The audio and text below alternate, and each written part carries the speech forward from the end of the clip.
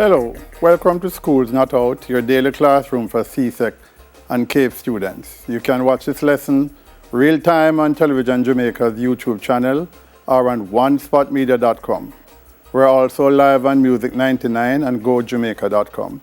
If you have questions on today's subject, CAPE Sociology, you can send them in to Television Jamaica Facebook page or Instagram at television_Jamaica. Today's lesson is the SBA, and I'm Orville Beckford, your teacher for Sociology for the day. Welcome. So we are dealing with the SBA today, and as I put on the board, school is definitely not out. The SBA has become extremely important in terms of schools and the various subjects, and there are people who used to be very tardy when it comes on to SBA. The poor teachers keep saying to you, please pay attention, please send in the SBA, and for weeks and weeks, and we didn't get it. We did not get it.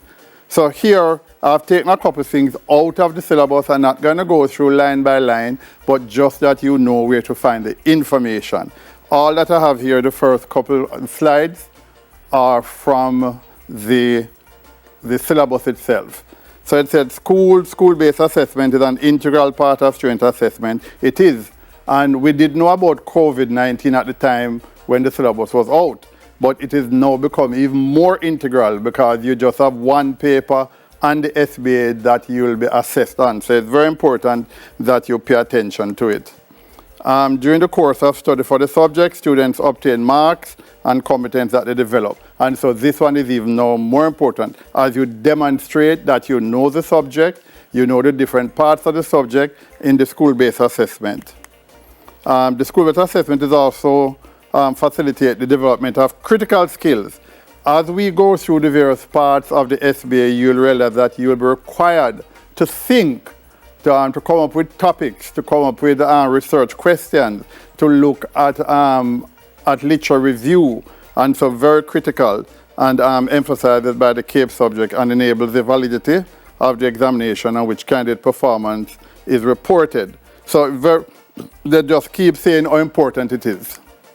The school-based assessment component of this CAPE Sociology syllabus is a research project. And this is what is critical. It is a research project. You are required to do a research.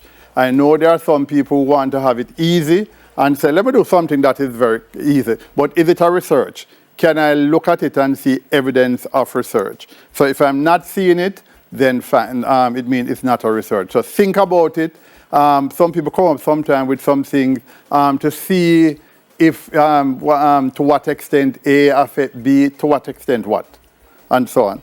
So for each of the units, unit 1, they give you a number of areas, just to make it easier on you in terms of selecting areas that you are doing the research on. Remember, it's a sociology course, so therefore it must involve something sociologically. And so for unit 1, family, church or other religious groups, schools, colleges, political groups, non-government organization, youth groups, sports club. But again, these must be sociologically related. For unit 2, population, and population is very wide in terms of demographics for anything. Crime, deviance, poverty, health, environment. You may even want to link crime and deviance in terms of if one causes the other. Remember again that you have a limited amount of words. Limited, 1,300 to 1,500. If you spend too much time on one area, more than is required, then obviously you're going to bust to 1,500 words. And you can't. And so it's important that you measure your responses and give the exact response that is required. So, of course, in the syllabus, they also tell you in terms of the objective, a clear defined problem and research objective. We'll go through all of them. So there's no point for me to read them here, but just I put them here. They will be in this slide that will be sent to the teachers, so you know that this is what CSEC requires, CXC requires, and so this is what you must fulfill. So we start with the first section, section 1. So background, definition of research problem, aims and objectives, literature review and communication. So we start first background. What's the rationale for the study?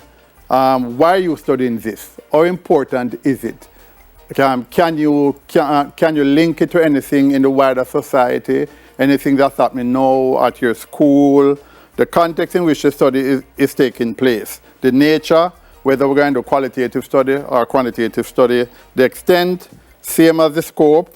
What information or subject is being analyzed, and research normally limited in scope by sample size, time, and so on. The reason that this is important, we see students giving us topics such as to look at the effect of dancehall music and crime in Jamaica.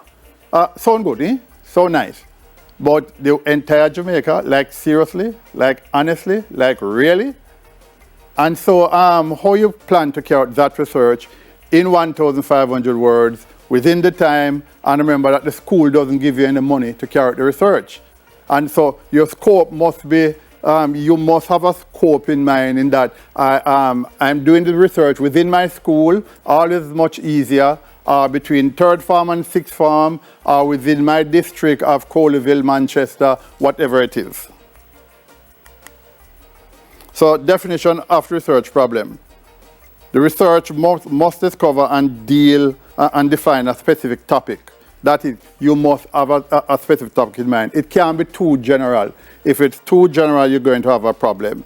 And so it should ask about a relationship between among two or more variables. This is important. I keep hearing SBAs, so I'm looking at that, and then in addition to that, and that. No. If you start with 3 or 4 variables, you must carry the 3 or 4 variables to the end. I say to students, it's easy to start with just just two variables. I want to know if A affects B, or what's the relationship between A and B. If you said you want to know the relationship between A, B, C, and D, you have all of those to carry right through the SBA, right through to the end. You'll have more things to do, and each of the section, you have 4 things to deal with. Just try and make it simple, keep it simple, just 2 variables. And so it should be clearly unambiguous stated.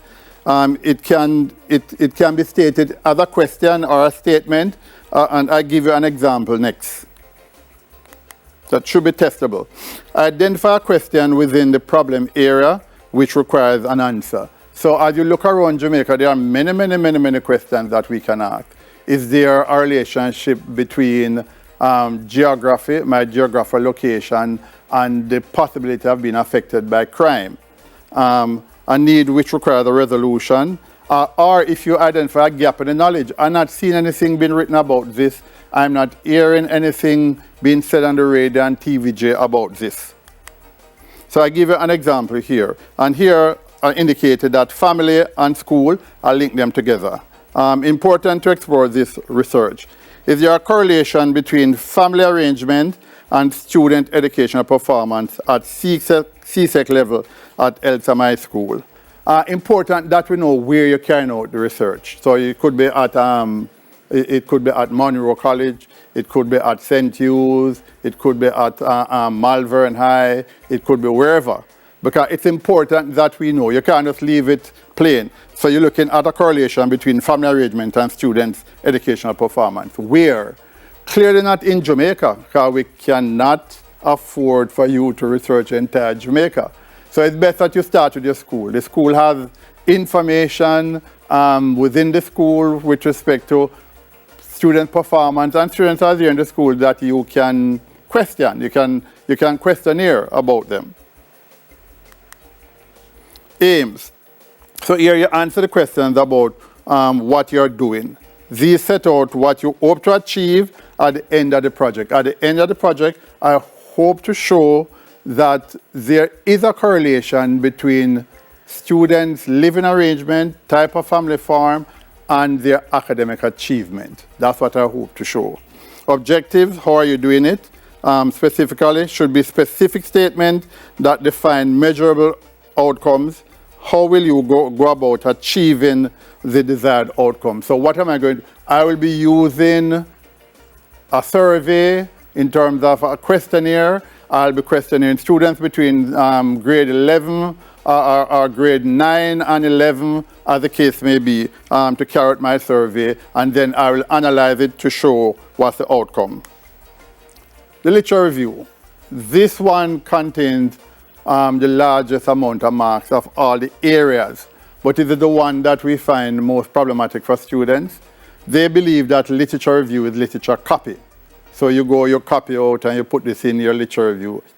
No, don't forget, it's a review. Review. We expect you to review this literature, not just to come and say that according to Nettleford, that, and you're finished. So what about it? Where is your review?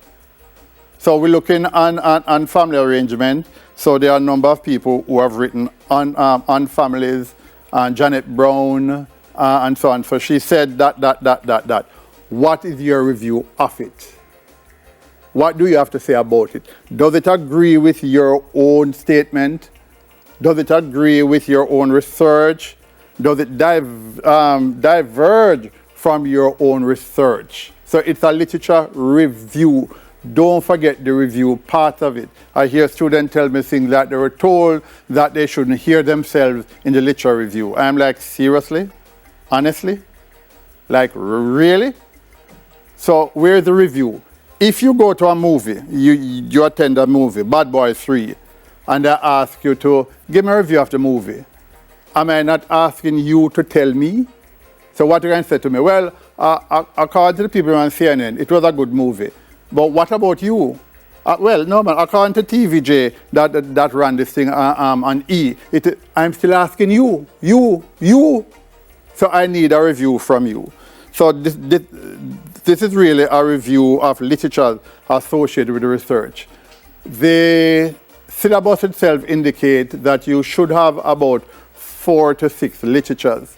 When we speak of literatures, we're talking about magazines, journals, books, and things on the internet. But of course, you have to be careful about on the internet. I keep saying to people, deal with university websites, UII, UTech, wherever it is, University of New York, because you get much better articles. Anybody can write something, anything, and put it on the internet. Anybody, trust me. And we have some rubbish on the internet that people take as gospel. And I'm saying no. This is academic writing, so you must go to academic sources. What relationship have been identified between variables in previous studies? So I'm looking again at, we started with family arrangement and academic performance. Have any article been written about it? What about Errol Miller? Did you see anything from Errol Miller? Any other literature from it? The education and gender is 2 of the most written about topics in Caribbean literature. And so it's not hard to find information on that. Only relevant, reputable sources should be cited. I mentioned that already. So meaning of and relationship between variables that are chosen for the study. Not every literature you look at will speak directly to what you're doing. So in fact, some of the time the reason you're doing it is because nobody else has done it. So you're filling a gap in the literature. So therefore, what you look at is you start to use the variables. So I have 1 variables in terms of family arrangement. I'll find numerous information on family arrangement. Numerous information. There is My Mother Who Fathered Me by Edith Clark, who look at 3 different communities in Jamaica and the type of family arrangement, and how she tied those type of family arrangement to the economic the economic issues in those communities. So that's one. So we also look at academic performance. So you'll find numerous articles on some of the factors that affect academic performance. So you won't necessarily find family arrangement, academic performance, but you may find things on academic performance and family arrangement, and you can then assimilate and link the two. Gauge the feasibility of pursuing the topic. Again, what this literature review does is, do you really have a case here that is important?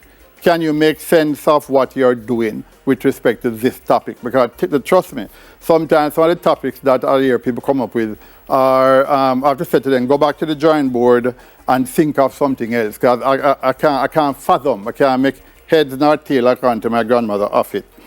The literature review provides you with new ideas and approaches to handling methodological and design issues. So you are seeing how these type of topics were handled by other people.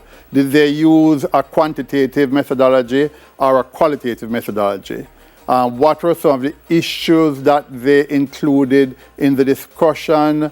What are some of the other issues? What type of methodology was used to evaluate the two variables? So you can learn that from your literature review.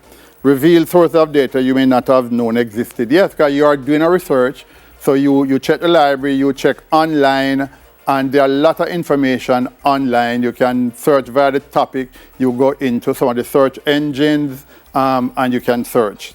Reveal methods of dealing with problem situation, because there are issues that you perhaps never thought of that affecting family arrangement is issues of the size of the family, the income of the parent, the income of the father, income of the mother, issues of single parent family, where the single parent is a mother, are the situations different if the single parent is a father?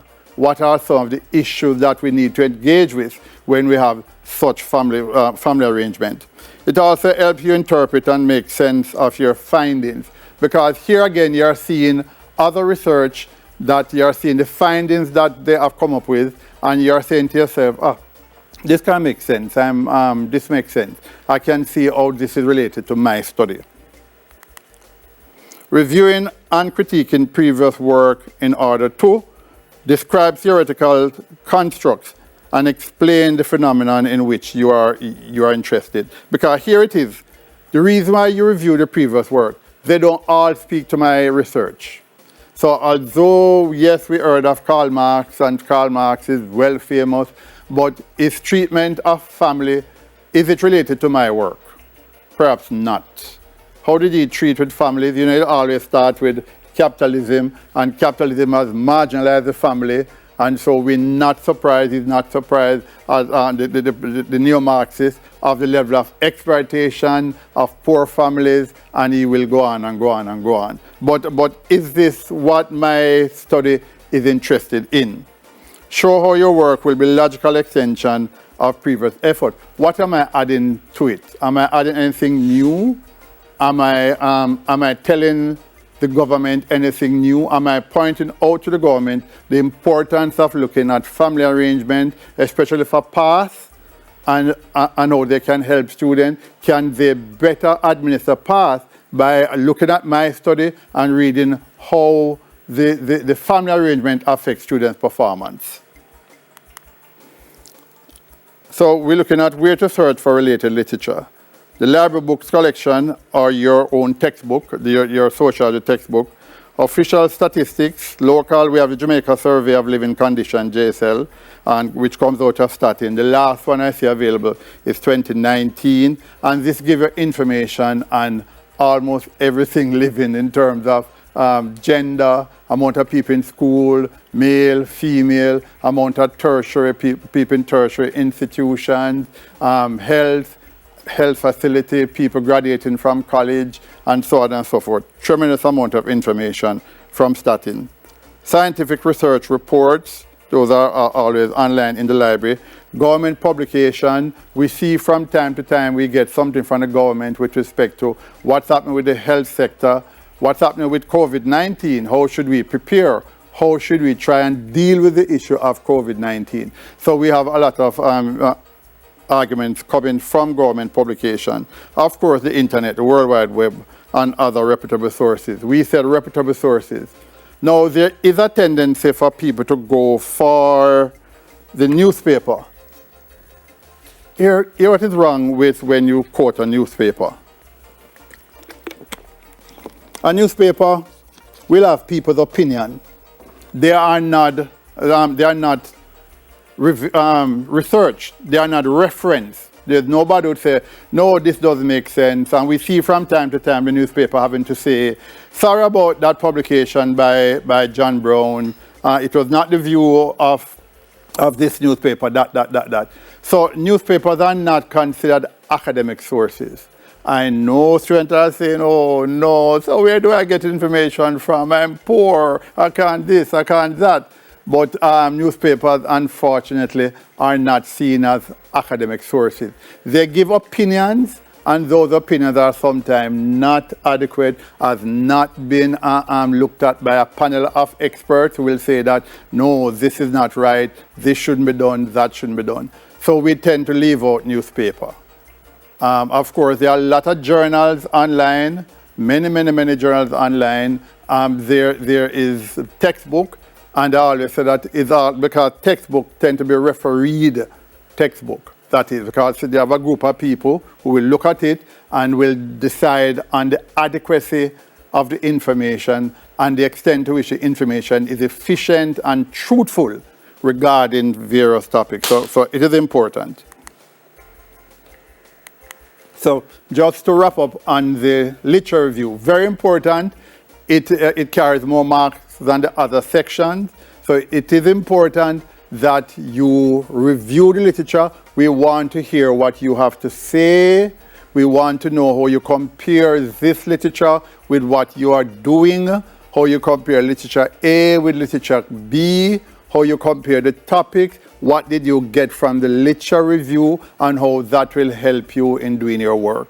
When we break, of course, you can always send in your questions to TVJ, and we also will pick up again next week when we continue further, that you can send in your questions so we can answer those questions about it. Because I know a lot of people have issues about literature review, and it carries a disproportionate higher amount of marks than the other sections. So it is important that you understand that we can hear you.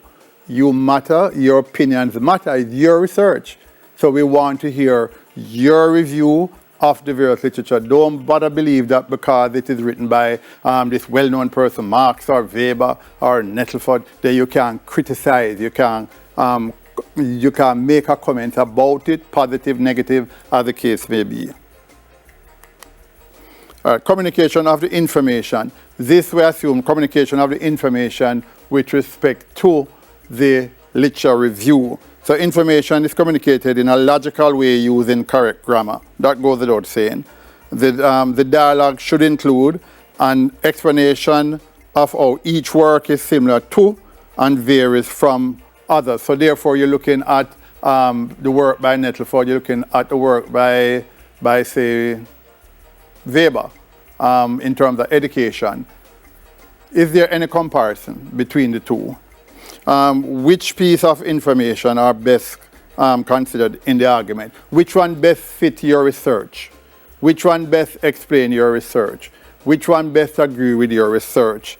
Which is the most convincing of the opinions? Of course, and here there's no meta-narrative, no meta-discipline. What I mean by meta-narrative, there's no overarching discipline or overarching theory that is better than another one. Yes, we know of Marx and Weber and Durkheim and so on, but are their work really an overarching theory? Were they done for Caribbean families? No. Were they done for Caribbean society and Caribbean environment? Most of these people were in Europe.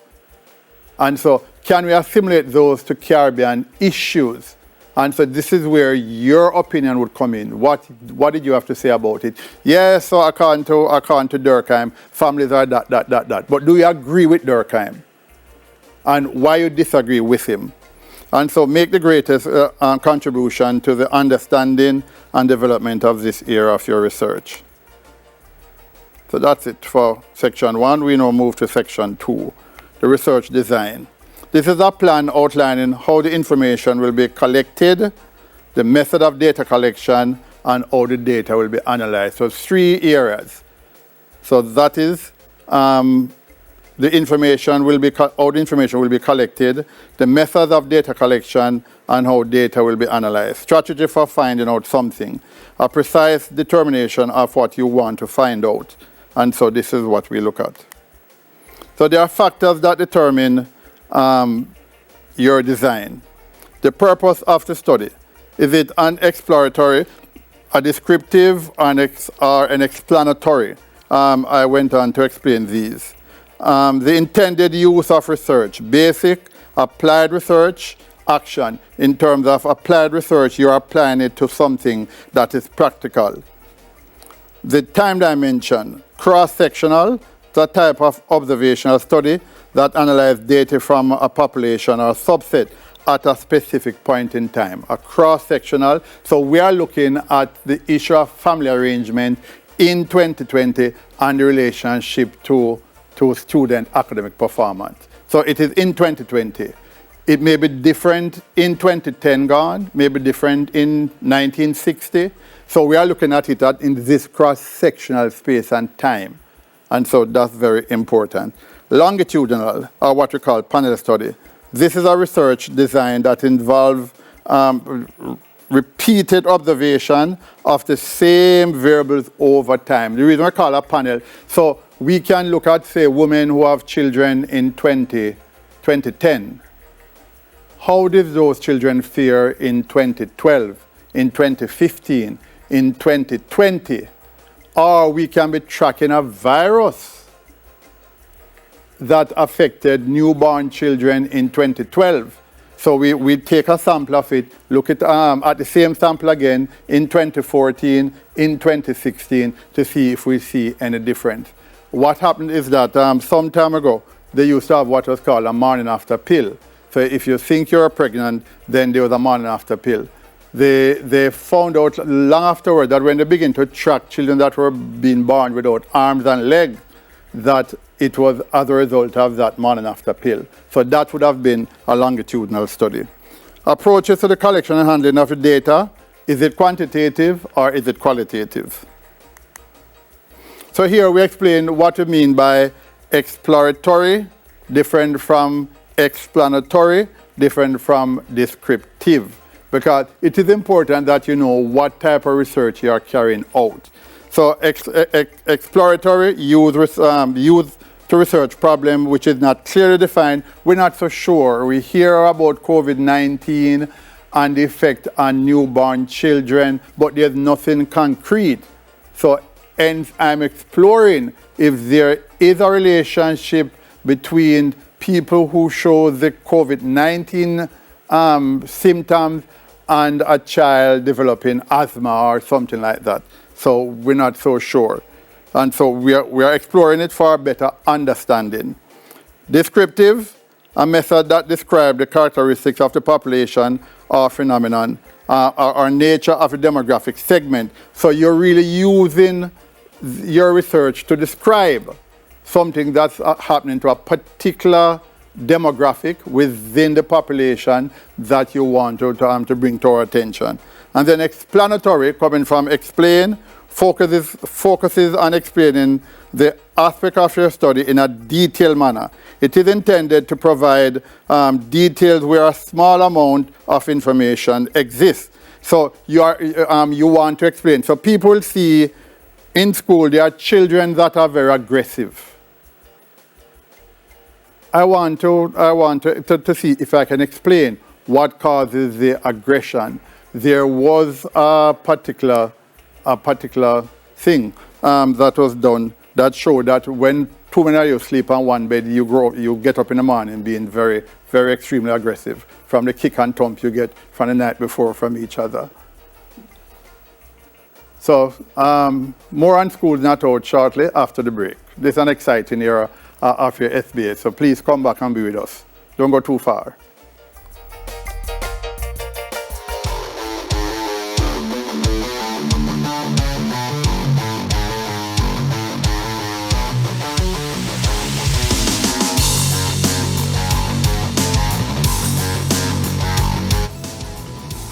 Reduce your risk of viral illnesses illnesses like the flu and coronavirus. Wash your hands frequently with soap and water. Cover your nose and mouth when coughing with a tissue and dispose of it. Avoid close contact with anyone with the cold or flu-like symptoms. If you become ill, please visit your doctor or the nearest health center and share your travel history. The flu and coronavirus can kill. Let's protect each other.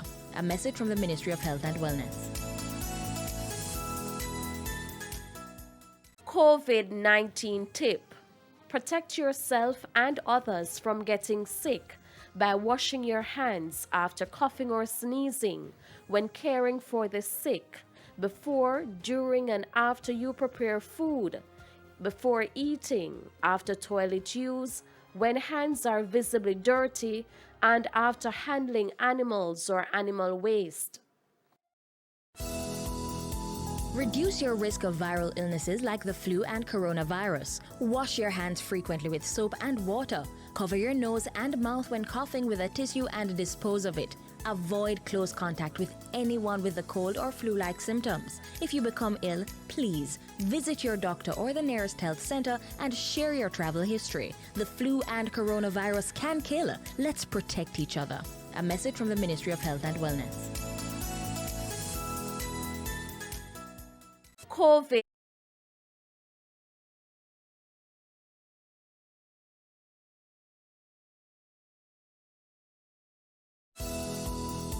Reduce your risk of viral illnesses like the flu and coronavirus. Wash your hands frequently with soap and water. Cover your nose and mouth when coughing with a tissue and dispose of it. Avoid close contact with anyone with the cold or flu-like symptoms. If you become ill, please visit your doctor or the nearest health center and share your travel history. The flu and coronavirus can kill. Let's protect each other. A message from the Ministry of Health and Wellness. COVID-19 tip: protect yourself and others from getting sick by washing your hands after coughing or sneezing, when caring for the sick, before, during, and after you prepare food, before eating, after toilet use, when hands are visibly dirty, and after handling animals or animal waste.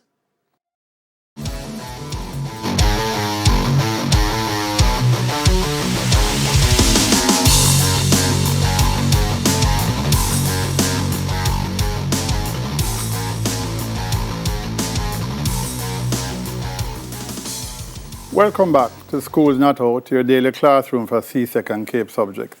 Today we have been discussing the SBA for CAPE Sociology, and we will continue. So for those of you who are back, welcome.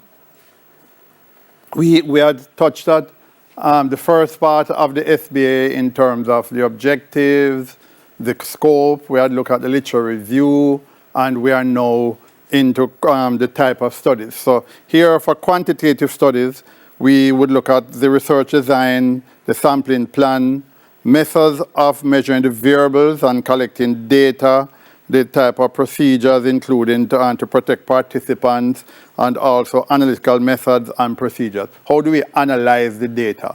What type of inferential statistics do we use, as the case may be? For qualitative study, the research tradition, sampling approach, and description of study participants, setting and the context, because for qualitative, very important that the context matters. Data collection, study approaches, and the analytical strategies. Now, on your SBA, they ask you to give a sociological perspective. Very important. Remember again, it's a sociology subject. It's CAPE Sociology. So, of course, integral to sociology are sociological theories and concepts. So we expect that when we look at the SBA, we will see within it as part of not just the underbelly, but the infrastructure of the SBA is your use of sociological theories. So relevant sociological perspective is clearly stated in discussion of the research design. So we need to hear to understand that you are looking at sociologically and doing a sociological research, not just an ordinary research. So which sociological perspective or perspectives can best be applied to to explain facets of the research. In your syllabus for Cape Sociology, they look at the functionalist, the Marxist conflict, the Weber social action, and the interactionist. Now, it's not necessarily that all of them will play a part in your research. In this particular one, in terms of the one that we had used, so we're looking at your family arrangement and academic performance, we can use almost all of them. But you might want to do 0 in and 2, because to use all of them mean you're going to bust the 1,500 words. So you want to say which one is more amenable to the situation I'm looking at. The issues of Marx and Marxist conflict, and how the family arrangement and the type of family will result in that students having difficulty accessing works in school, in doing the thing at the library, being able to purchase textbook, have extra lessons, and so on and so forth. So the interactionist, now in terms of the type of family arrangement, do we see a different type of interaction from students who are from large families? I remember my son saying, my last son Brian, saying to me that the first day he went to Arden, one of the youth come and said to him that all of these people are here. Will they always be here? So he said to him, what do you mean by? So the guy said, I was homeschooled. It's just myself and my brother. And so do we expect a different type of interaction? So therefore we use interactionism, symbolic interactionism, to see if we can explain what are some of the difficulties students from certain families and family arrangement might have in school. Is it that if you are from a poor family, people expect you to be aggressive, so you become aggressive because it is the expectation? Or is it that because you are from certain areas, your politics can only be one way, you can't discuss anything in a balanced manner? And so we can use interactionist perspective. Feminists, of course, in your study you may want to say, in terms of the family arrangement, are girls affected differently from boys? How is this played out in school in terms of the girls? Girls tend to settle down quicker than boys, so therefore you tend to have a better academic performance at the first level from girls because they are more settled, they are more balanced, they also have more control over how they behave in school and in class. Boys tend to go for, boy, my brethren say, and right now, and this and that, and all manner of foolishness that they bring up. And so girls settle down much more quickly, and they are much more organized. And so are we seeing this in terms of when we look at the family arrangement vis-a-vis academic performance? Because intervening matters in academic performance will be, is it a male or is it a female? What about the overall results? Is it higher for females? They have more subject at CSEC than the same amount of boys from the same classes. And so the issue of gender and feminine theory or feminism would be a part of it. So it is important in terms of how you weave into your research the sociology of it. We must take into account the sociological implications. What are the sociological issues? How historical are the issues? Am I looking at just 1 year performance or 2 or 3? So am I using a historical sensibility? Am I also using a critical sensibility? Do I look critically at the performance of boys compared to girls, or the performance of one particular cohort compared to another cohort? Because there may be, as I said, many intervening variables, some of which you just never thought of, some of which you'd have come across in your literature review as being important. So more than one sociological perspective can be applied, and that is correct.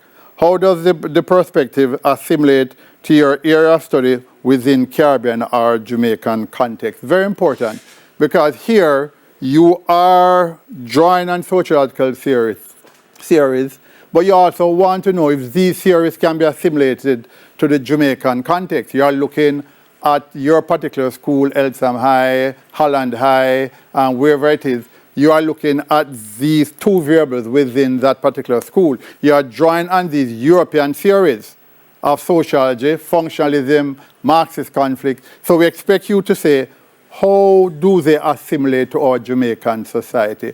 What do the functionalists have to say about families? And can we look at families from the point of view of the functionalists within our Jamaican context? Can we?